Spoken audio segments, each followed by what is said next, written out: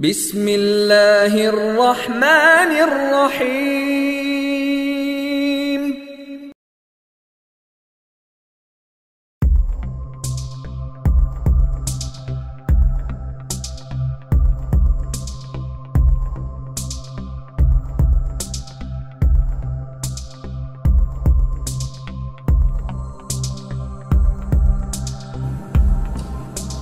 Modern Western civilization passed through certain stages in the process of serving the mission of Al-Masih al-Dajjal. And from Jerusalem he will declare, I am the Messiah. My estimate is that that's not too long from now when that's going to happen. But before he enters into our world of space and time, he is born of Jewish parents. Dajjal will not succeed in convincing any Jew that he is the Messiah unless they know who are his parents. They have to be able to trace the bloodline. That this man is from the house of David, Haula, if he is to be accepted. So he can't just drop out of the sky with a star. No. You have to know his pedigree. You have to know who his parents and grandparents and so on. So at that time the Dajjal will be born as a human being. But before that, he's not in our world of space and time, but he's here on earth. So the Dajjal is here, but you can't see him. So in stage one, a day which is like a year is the longest one. And then comes a shorter one, a day which is like a month. And then comes the shortest one, a day which is like a week. Perhaps. I don't know. This is what is in the Christian, the Jewish scriptures. When they spoke of the mark of Dajjal, of Jesus 666. 666 will be 600. Plus 16, plus 6. 600 being a big number, 60 being a much smaller number, and 6 being a very, very small number. So a day like a year, a day like a month, a day like a week. And during these 3 stages, he is advancing towards his goal of eventually ruling the world from Jerusalem.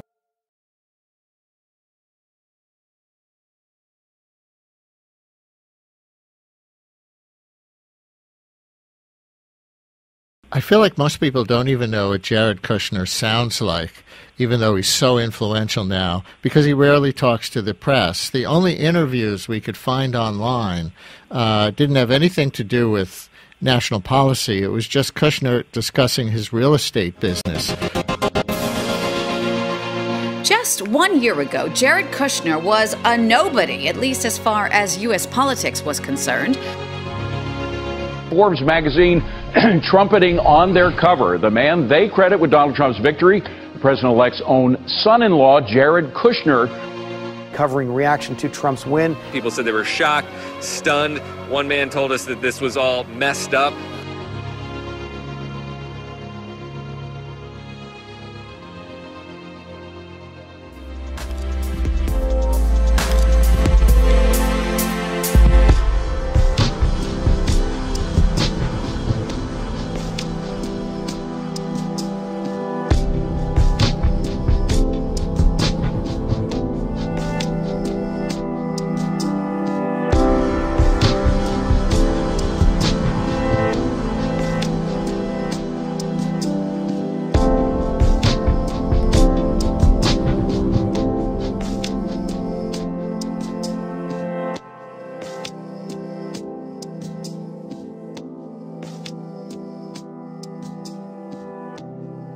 Trump has said Kushner could even play a key part in the Middle East peace process. While his role has fueled speculation, Kushner has quietly been taking steps to distance himself from his multi-billion-dollar real estate business, Kushner Companies. Of all the financial titans and philanthropists of the 20th century, none are more complex or mysterious than George Soros. Like Carnegie, J.P. Morgan, and the Rockefellers, he amassed billions through ruthless business decisions.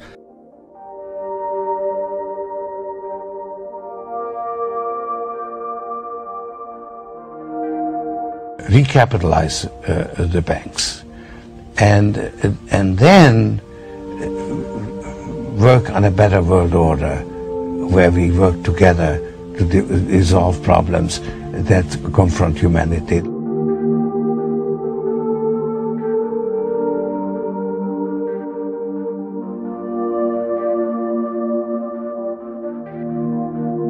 When George W. Bush was president, Soros said, "The main obstacle to a stable and just world order is the United States."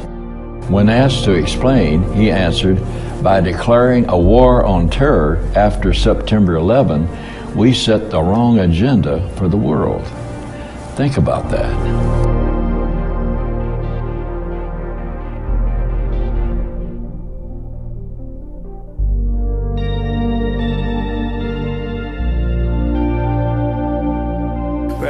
Described him as an imposter and con man and a would-be dictator.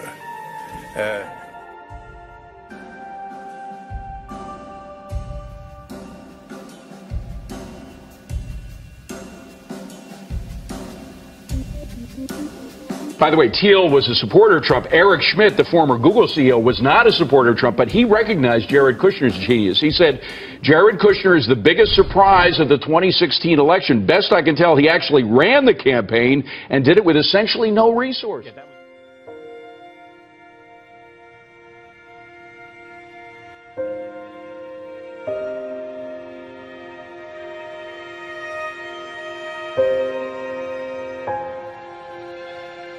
Analysts say he's taken on more than any one person can handle. Many of the portfolio positions that Jared Kushner has taken on have been ones that the brightest minds in government have not been able to fix.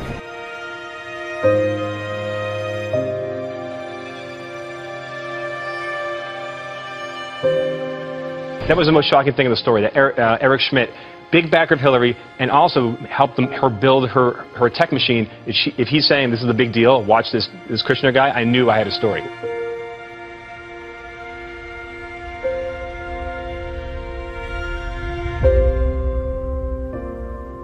"36-year-old Jared Kushner has no diplomatic experience, but he's become an envoy to foreign leaders, at times in place of the Secretary of State." If you can't produce peace in the Middle East, nobody can.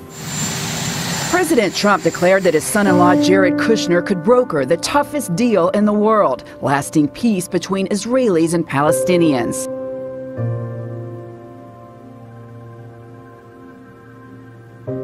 Presidents just don't hire their family members.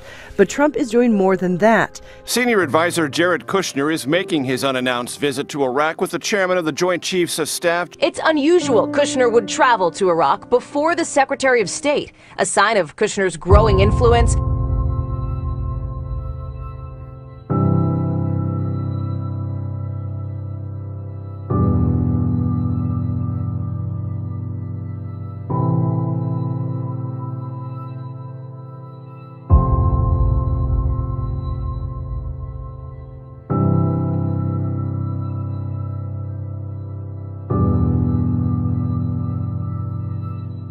It's just particularly important to focus with Kushner on this idea that he is a power center all to himself.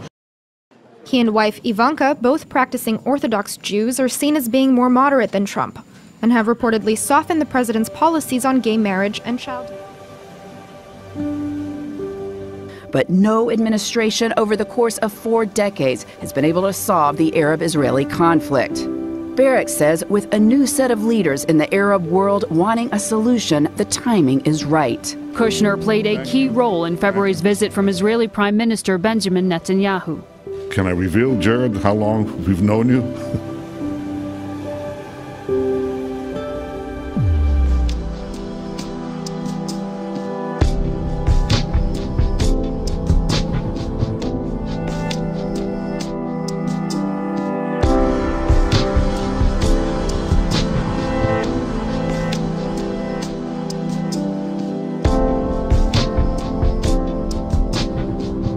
Finessing the strained relationships with Mexico and working with the Canadian government are also Kushner projects, and he's now running a newly created office to integrate business ideas into the government.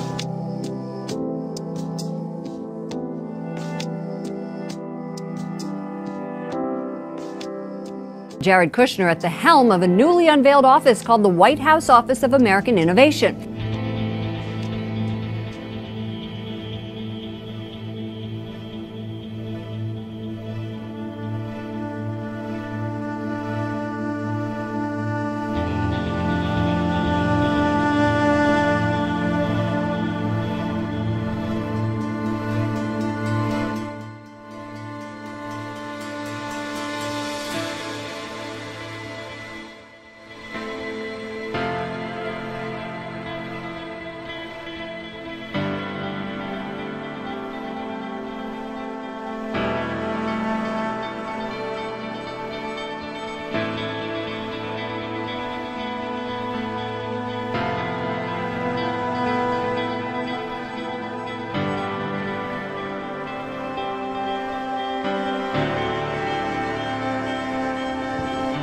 We went to find Jared Kushner to ask him what his plans were.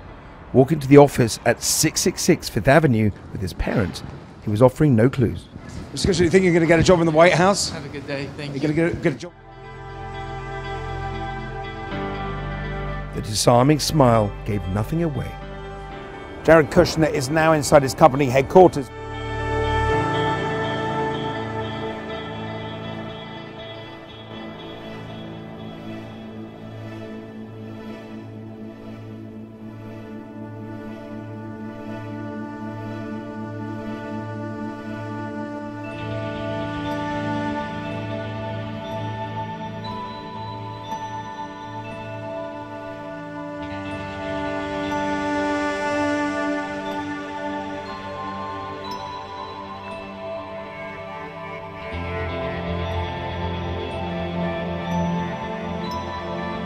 Jared is perceived right now as a very, very powerful man in the land. He's Trump's golden boy. Yes.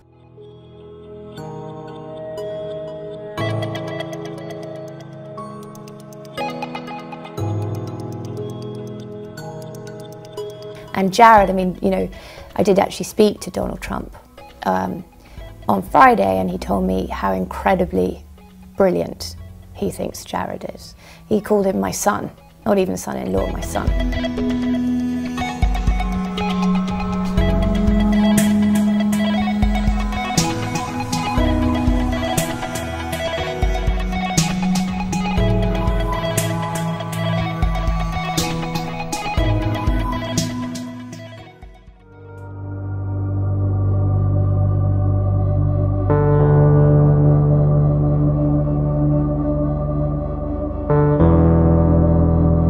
Presidential drama falling on the heels of Bannon losing his seat on the National Security Council. An overhaul approved by the president and endorsed by Kushner. Bannon sees Kushner and his allies as globalist Democrats, while Kushner regards the Bannon faction as harshly nationalist. His wording is interesting. Most people would say a stable and just world. But Soros, he said, a stable and just world order. That's because he is a globalist through and through. So I had no sense of guilt. Are you religious? No. Do you believe in God? No. Soros told us he believes God was created by man, not the other way around, which may be why he thinks he can smooth out the world's imperfections. The Hungarian Prime Minister accused Soros of trying to destroy Western culture, particularly its Christian roots. He said Europeans must stick to our Christian values. That's also true of the United States.